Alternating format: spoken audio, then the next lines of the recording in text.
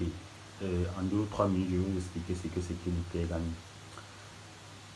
Il y a cela très longtemps, très longtemps dans l'histoire de l'humanité, il était question pour l'espèce humaine de survivre.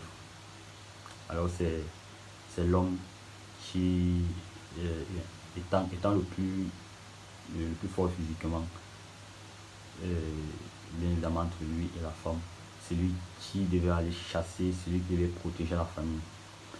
La femme, elle s'est habituée, du moins la coutume, disons que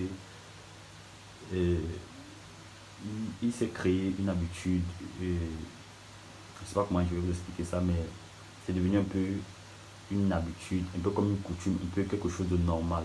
Voilà, quelque chose de normal que la femme doit être en sécurité. Vous comprenez ce que je veux dire?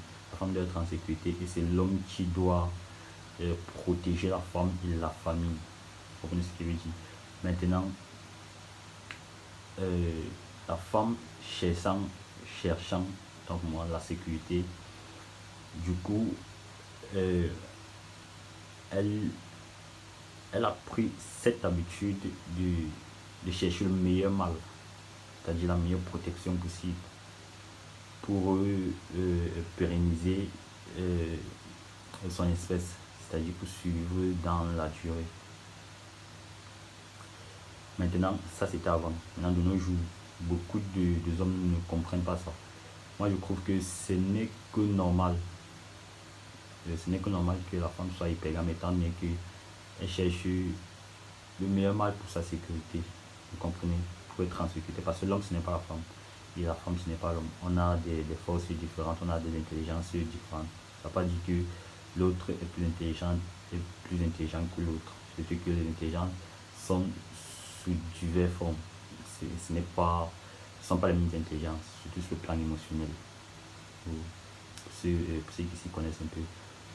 Donc, de nos jours, la force se résume à avoir de l'argent, avoir une autorité, avoir un bon rang social, c'est-à-dire